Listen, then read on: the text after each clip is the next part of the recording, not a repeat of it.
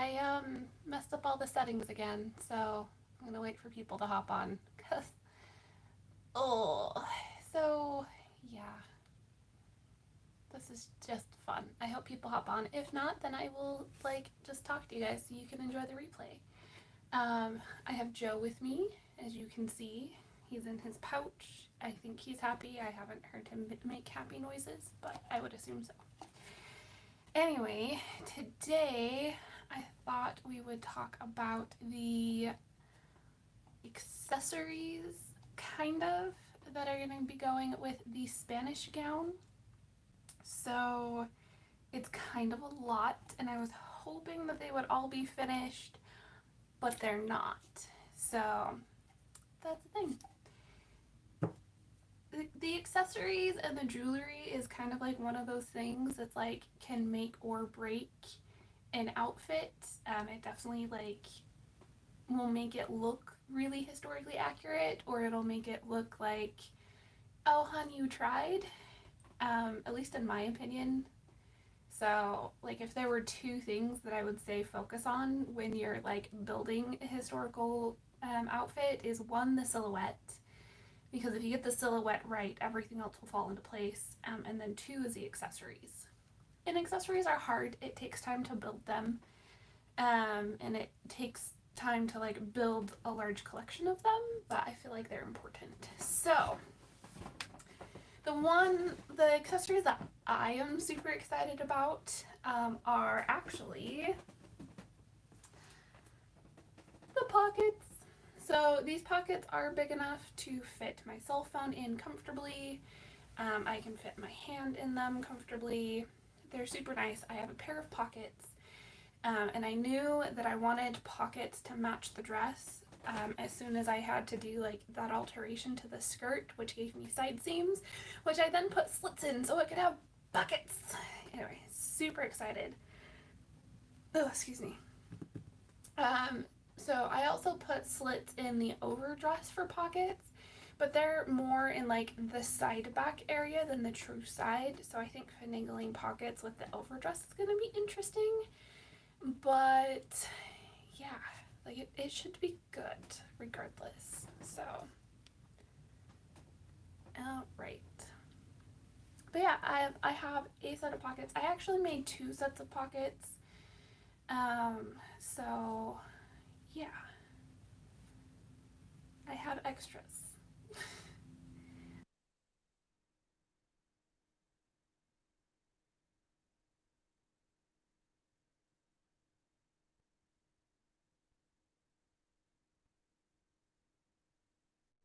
So I've started just thinking about the things that I can throw in there, and that's definitely one of them.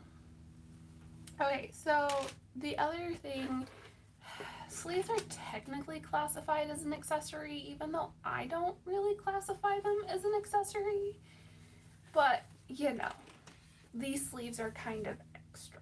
I mean, let's be honest. So the sleeves have like the woven pattern from top to almost the bottom. So yeah, I'm super excited about it. I know you guys are curious, so I will put this on my arm for you. I wanted them to be really fitted, mostly because I thought if they would look better if they were fitted. The texture on them gives a lot of perceived volume to the sleeve, and I didn't want to look like I was walking around with like giant bodybuilder arms. So I wanted them to be really fitted. They should still fit comfortably over my shift. So I am excited about that. All the sleeves in this period were detached. So I actually went and bought ribbon, which is going to be a different color than everything else, but I don't think I really care. But I bought ribbon so that way I can like tie them on with huge bows. Super excited. I think it's like 21 feet, so like 7 yards of ribbon. I can make some massive bows with this. Anyway, like, bask in the glory. I mean, I even took the time to make sure that these lined up best as possible. I mean, they're not perfect, but anyway, super proud of these sleeves. I'm gonna have to, like, when I wear these sleeves to events, you know, like 5 years in the future when we can meet people again, I'm gonna have to, like, wear a sign that says my sleeves are not consent, because people are just going to want to touch them. And there's a body inside that sleeve. Anyway. It's something that, like, I'm super conscious about, and so I think I can. They're also made out of silk. I don't want people touching my silk. So, yeah. Anyway, I am super excited. So the thing that I was hoping would be done is the snood. So we've been talking about the snood for a little while. It's like a lunch lady hairnet, but make it fashion. So this is the one that I am making. So I basically, like, laid out a circle on my table, and then gridded it out, and then I hot glued all of the ribbon together before I purled it, mostly because I didn't want to be sitting at my table for I think it was 6 hours, might have been 8, the 6 to 8 hours it took me to purl. But it turned out super pretty. So the one that I'm basing it off of is, I don't know how well you guys can see it, but this is Eleanor de Toledo. And you can see that she's wearing a snood in this portrait that is purled and done with ribbon in a cross section, is what I'm basing it off of. Let's see if I can find the picture in here. Ooh, one sec. I should have looked at this beforehand. Is the pink dress in here? I would imagine so. Yeah, so in most of Eleanor's portraiture, she is actually wearing the same jewelry in all of the, what's it called? Yes! Okay, there it is. She is wearing, you should do a matching partlet. I mean, I'd be willing to. That's not going to do it immediately, but it is on the list of accessories that I want. So. Okay, so this is the pink dress. And you can see that her snood is a little bit different here. It is, I think it's just more of a closely woven one, which I think that would be really fun to make. I would just need to find, like, wide enough ribbon to do it with, and then figure out how to, like, put all the pearls in it, right? Something that I have also noticed with a lot of her portraiture, well, and especially, like, contemporary portraiture. So we look at this lady here, who is definitely contemporary. She, I think this portrait is around the same time Eleanor came to Florence. That's what the sleeves indicate. And she's wearing just a really simple headband around her crown braid. And typically when I do Renaissance hairstyles, that's what I do. I have 2 decorative headbands that are my absolute favorite. One is pearled, and then the other one has a little bit of bling on it. I'm going to leave this down in case I need to reference it again. But I just don't know. So I was thinking that I could kind of, like, combine the snood and the simple decorative headband idea, and do the edge of the snood in this cording, which I'm kind of excited about. I did buy 3 yards of it because initially I was thinking about braiding it so it would be, like, really nice and thick, but I don't know if I like that idea. And I would want to do it, probably put, like, a gold fabric behind it, so that way it would look more braided than, you know, just thrown together. I don't like the way this looks. I want it kind of broken up a bit if I do that.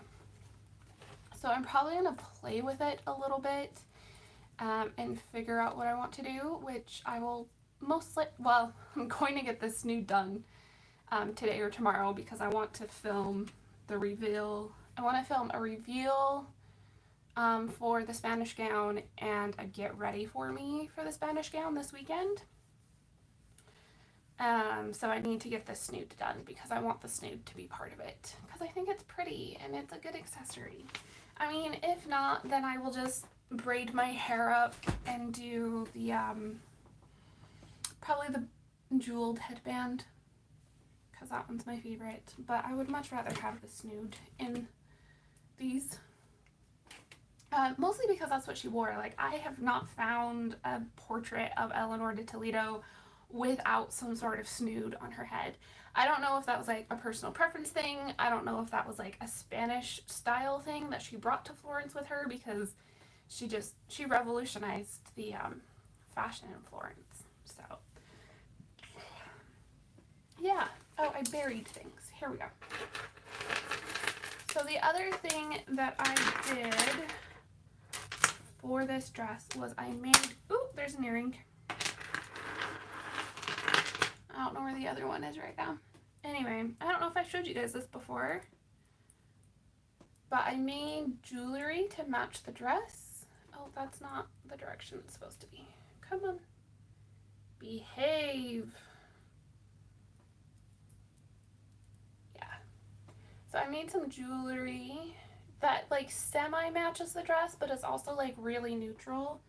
So similar to the jewelry that I made for my Ravenclaw dress, I really just wanted it to like blend in, be neutral, but also be semi-accurate for the time. Eleanor's belt that she wears in, I knew I would probably want to reference this. Let's see if I can find it. The belt that she wears in all of her portraiture is actually super simple as well. So it is this is probably the most famous portrait of her, but it's a thick chain with jewels set into it. And that's another really consistent thing throughout all of her portraiture. So one day I would love to have a belt like that. It's just going to take some sourcing to do because I don't know where I can get the jewel and the settings for the jewels, or even like that thick of a chain that's not like a hardware chain. So I'm gonna have to look into that. Maybe someday I'll like commission someone to make that piece for me. I think that would be really cool, but I don't have the funds for that right now. So yeah, so the jewelry pieces that I made was I made a necklace, I made a belt, and then earrings, and the earrings are here somewhere. I just don't know exactly where they are. So yeah. Looks fantastic thus far. Yeah, I'm super excited about it. I was working on the sleeves over the weekend when I was like video chatting with some friends, and like I just put myself on mute because I was like sewing, and all of a sudden like I get to the point where I can like put it on my arm, and all of my friends are just like, that looks so good, Marty, and they're like freaking out, and I'm like talking to them, forgot I was on mute. Anyway, we geeked out about the sleeves for like a while, but the sleeves also look really good with the dress and the overdress. I am super excited to like finally be putting, there was an audible gasp. Yes, there was. And like conversations, like mid conversation just like stopped. Anyway, it feels kind of good, but also like pretentious, narcissistic. What's the word I'm looking for? Uppity, I don't know. It felt narcissistic's probably the word. It felt really narcissistic to hijack the what's it called? The conversation like that. But yeah, these sleeves are amazing. They turned out so much better than I thought they would. So I actually got the idea from a portrait that I found. So I don't even know what portrait it came from. I just found a pin on Pinterest that was like an up close of these black and white sleeves that were done with this texture. So like I talked about a lot last week, The technique used to make this texture is very similar to one that you use in drawn thread embroidery. So as soon as I saw it, I knew how to make it. But the thought of like cutting up perfectly good silk, and if I mess this up, then I don't have matching silk for my dress anymore. It just made me super anxious. But I'm so glad I did it anyway. It looks so good. Anyway. I almost spilled my water. Oh heavens.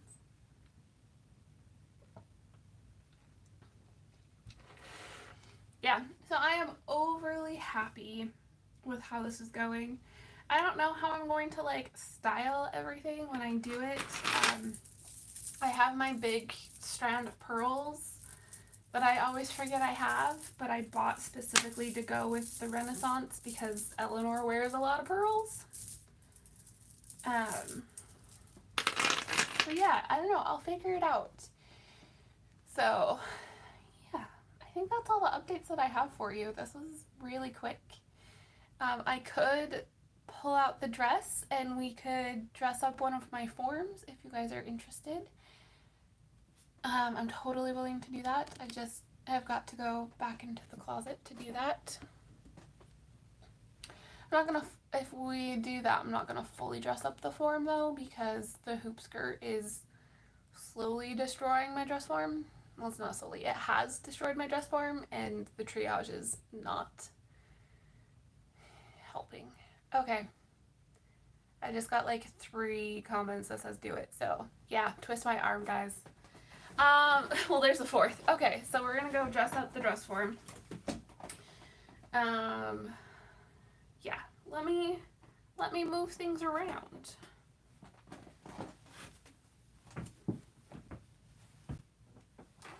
So Betsy's probably our best candidate for this. So let me turn you guys so you can see her better. And my messy studio because, hey, it's me. All right.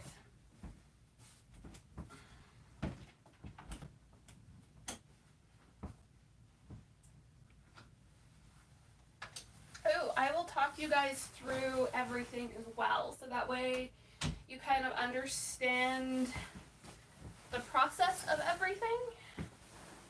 So I missed a couple comments. Hi, Betsy. Yes, we all love Betsy.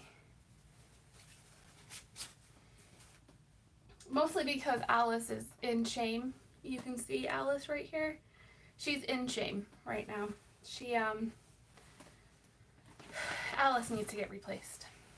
So Claire might come into being at some point. Anyway, so typical foundation garments is, of course, you would be wearing a shift because everyone wore a shift. Betsy needs a chiropractor. Betsy is held together with this ribbon. Like, literally, like, let me show you Betsy right now. The ribbon goes underneath here and is holding up this entire hip, as well as this hip, and this back hip. So let's see if I can actually.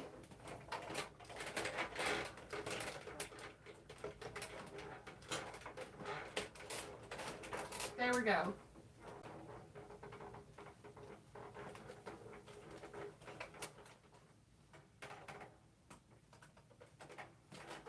There we go. I don't have a chiropractic license, but I think I just adjusted her.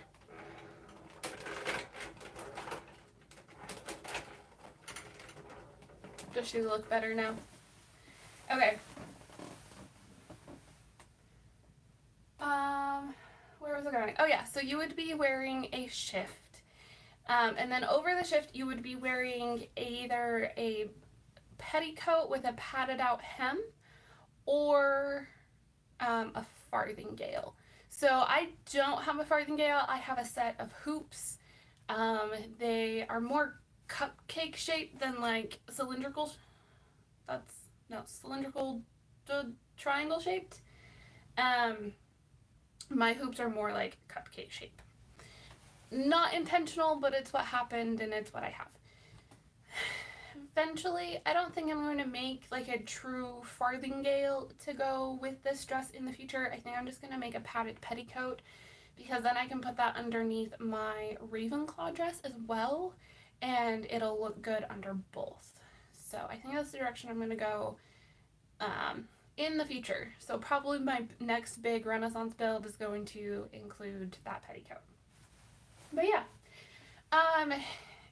So the biggest change that we see in the portraiture between, so the fashion was pretty much the same from 1520 to 1530 in Florence. And they all had self-supported bodices. You can tell by like the softer, rounder look in all of the portraiture when it comes to the bust bodice area.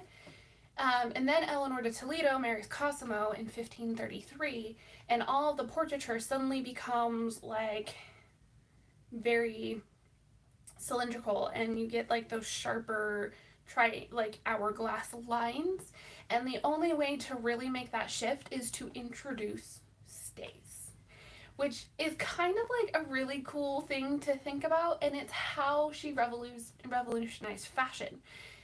Because she was suddenly, well, at that point she wasn't the Grand Duchess of Tuscany, but because she was suddenly like the lady in the conical, yes, thank you, conical is the word I'm looking for.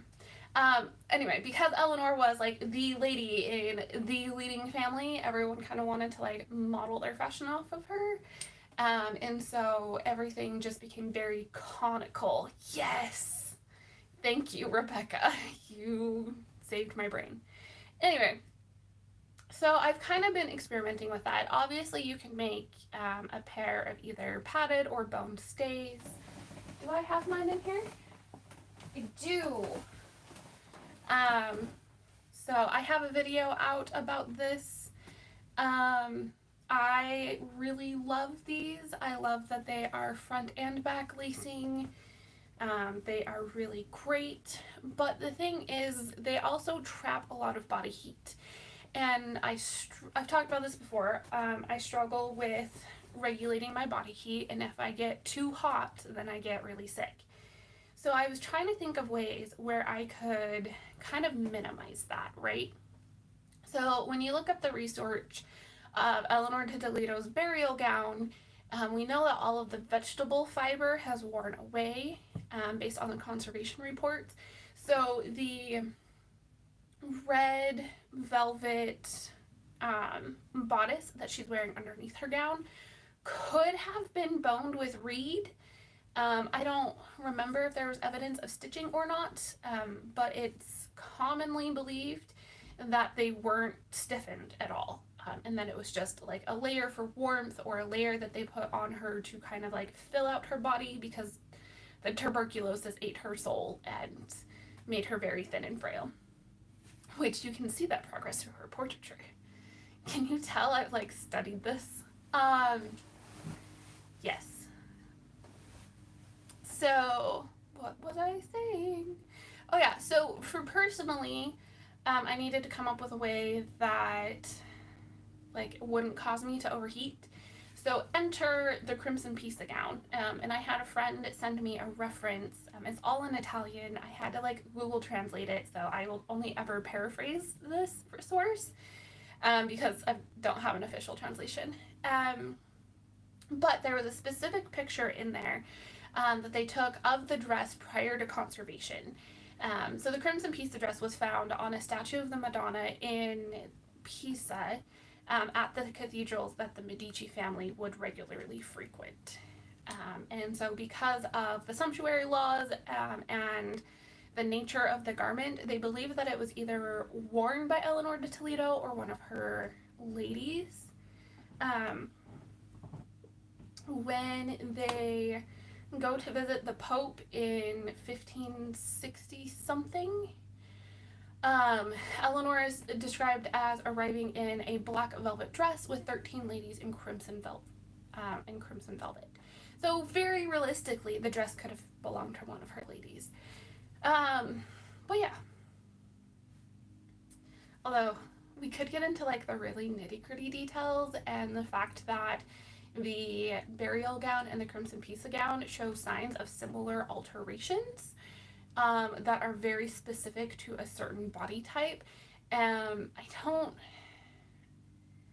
don't know if they have similar measurements. That is something that I like started looking into and then got sidetracked with other things. But yeah, knowing if they had similar measurements, and then also knowing that they both had, so the alteration that I'm talking about is they had the arm size brought in. And there's evidence of this happening after the embroidery was applied. So they would have done the embroidery prior to cutting out the bodice, because you could put the bodice on a slate frame and do the embroidery and then like cut it and fashion it. So the fact that the alteration was done post embroidery means that they had done the pattern to fit her, and then in like a fitting post construction they made that, and it shows up on both the dresses. So kind of like one of those like random, like, oh, that's really cool facts. Anyway, where am I going? Okay. Oh, so the picture of the crimson pisa gown showed that they had the bodice of, they had a red velvet bodice, and then they had like a brown corduroy under bodice that the skirt was then attached to. Again, I need to reread things, but I don't think that there was any evidence of stiffening in the under bodice either. So when I found this source, it made me think that like, oh, okay, so you can achieve a lot of things through padding out and silhouette, so you're not really reducing anything. So the goal of my Spanish gown, which I am only calling a Spanish gown because, anyway, I'm speculating that it was made by a Spanish tailor based on the fact of how it was draped in matchups with the Alsega pattern book, which we know is Spanish. So where am I going? I don't know. Ah, yes. So it makes me wonder if they had a self-supporting bodice underneath, and they achieved that conical shape through the decoration on the sleeves as well as the hip roll at the waist. So that's kind of what I'm experimenting with this one. It's the first time that I've created like a truly self-supporting garment, and it was really interesting to play with because like suddenly I realized that I don't need heavily boned stays to get the silhouette that I want, because that's definitely where'd my stays go? I mean, that's definitely what my stays are. They are like fully boned in the front, they are partially boned in the back, they're solid. My high school stays I would wear to fencing practice because it was armor, legitimately armor. But the self-supporting bodice on this one is literally 2 layers of linen. Look, I can crumple this, but it gives the same amount of support because of how it was constructed. So if you think about getting the lift and the support that you need in your bust, similar to thinking how to get the lift and support you need in a modern bra, most of it comes from the band underneath. So you need about 1 inch, preferably 2 inches at the underbust that fits fairly snug at your underbust. And when I say snug, I don't mean tight and constricting. I mean, once it's laced up, you can't pinch out the fabric. It shouldn't be constricting. You should still be able to breathe and move and like run a marathon in it. But it's like very well fitted. And then you like fit things out from there. There's like other adjustments you can do in the shoulder to help with the lift and things. I need to make a clear video about all of this. And I might do it